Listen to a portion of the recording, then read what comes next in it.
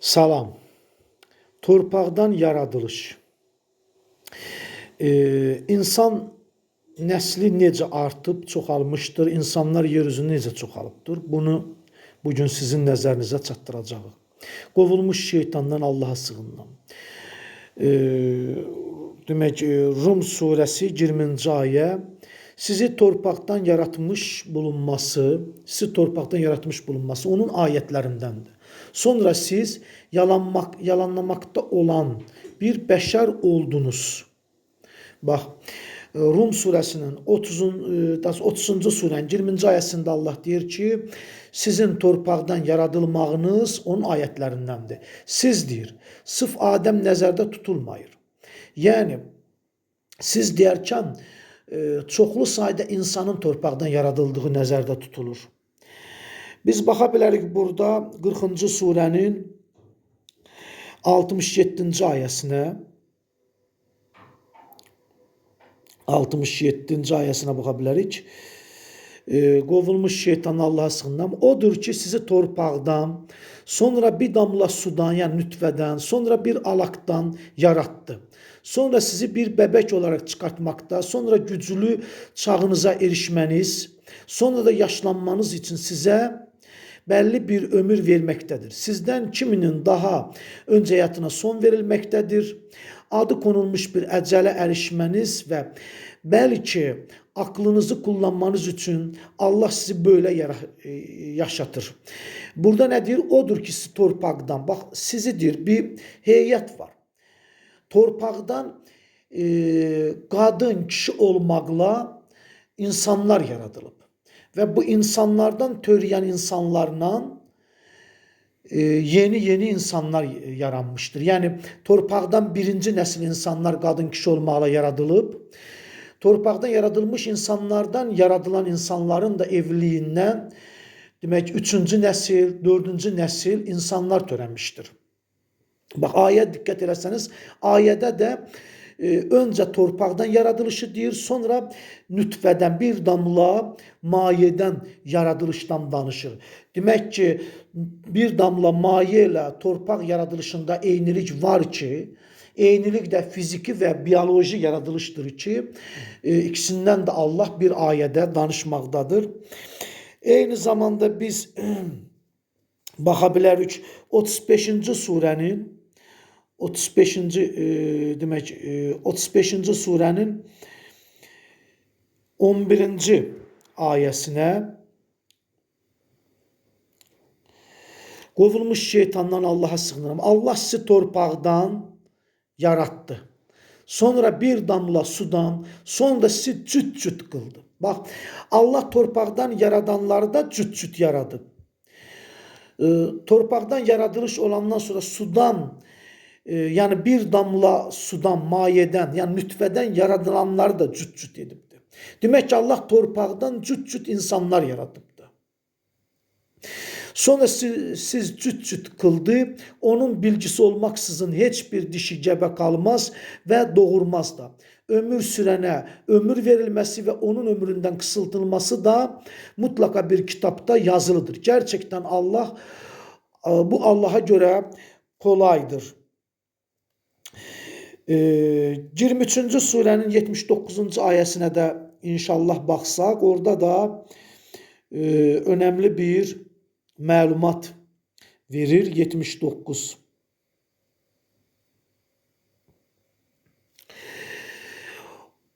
O sizi yeryüzünde yaratıp türetendir.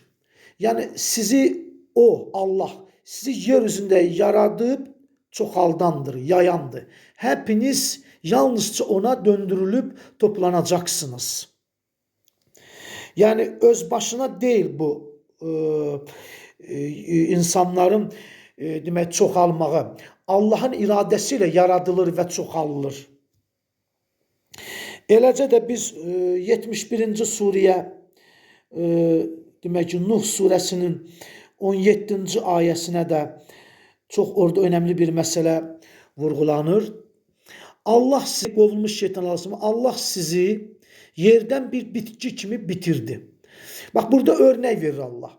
Allah torpaqdan, bəli, bizi torpaqdan yaradıb. Yəni ilk əvvəl insanları torpaqdan Allah yaradıb. Qadın, kişi olmaqla cüt-cüt torpaqdan yaradıb və ortaya bir ümmət çıxıb, bir toplum çıxıb. İndi sual olsa ki, bəs Allah torpaqdan necə yaradıb? Hal-hazırda ətraf mühiti müşahidə etsəniz, necə bir toxumu torpaqdan Allah yaradıb çıxardır?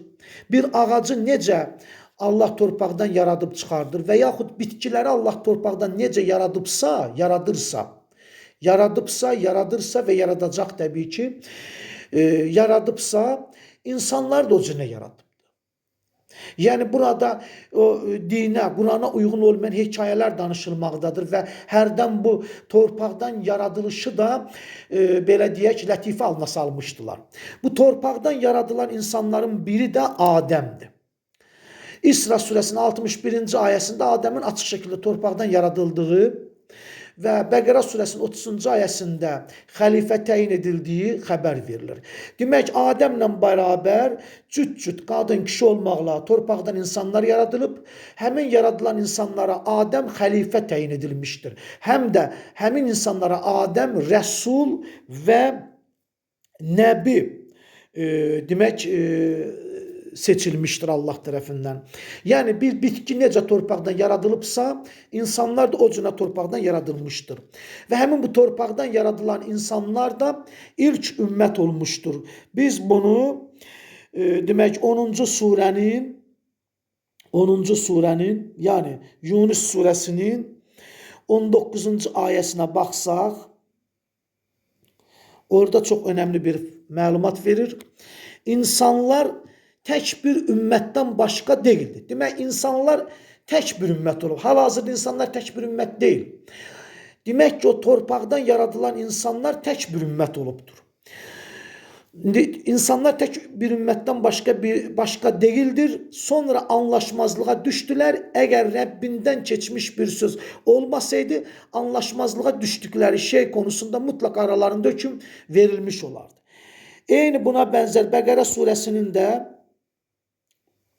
demək 213-cü ayəsində 213 orada da insanların tək bir ümmət olduğu deyilir. İnsanlar tək bir ümmətdir. Bax, insanlar tək bir ümmət. Allah müjdələyicilər və uyarıcılar olaraq peyğəmbərlər göndərdi və bərabərlərində insanların anlaşmazlığa düşdükləri şeylər konusunda aralarında hökm vermək üzrə haqq kitab indirdi. O isə kendilərinə apacıq ayətlər gəldikdən sonra bir-birlərinə qarşı olan azğınlıq və qısqanclıq yüzündən anlaşmazlığa düşdülər. Anlaşmazlığa düşdülər deyə parçalandılar. Demək, anlaşmazlıqdır. O kitab verilənlərdən başqası deyildi. Böyləcə Allah iman edənlər haqqında ayrılığa düşdükləri gerçəyə kəndi izni ilə erişdirdi. Allah kimi dilərsə onu doğru yola yönəldir.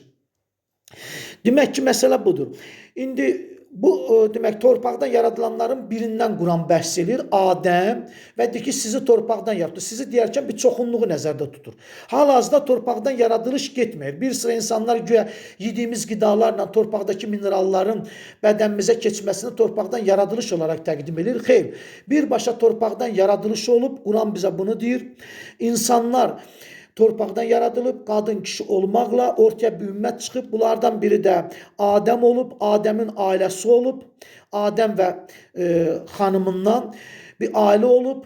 O ailədən də çoxlu belə deyək, evlatlar olub. İndi Adəm oğullarından və Adəmdən Quranda bəhs olunmasının səbəbi budur ki, həmin o tək bir ümmət ki var, torpaqdan yaradılan və onlardan da törəyənlərdən törəyən demək, insanlardan ibarət olan tək bir ümmət olub. O tək bir ümmətin xəlifəsi olduğu üçün Adəmdən bəhs etməkdədir. Özəlliyi budur. Və Adəm oğulları da ola bilsin ki, Adəmin başqa ailələrə nisbətən evlatları daha çox olub. Ona görə Adəm oğulları olaraq, xüsusi olaraq bəhs edilir və yaxud Adəm xəlifə olduğu üçün Adəm oğulları və Adəmdən bəhs edilməkdədir. Allaha əmanət olun. İnsanları Allah cüt-cüt torpaqdan yaratmışdır və insanlar erkən dövrdə ilk öncə tək bir ümmət olmuşdur. Sağ olun, salamun aleyküm.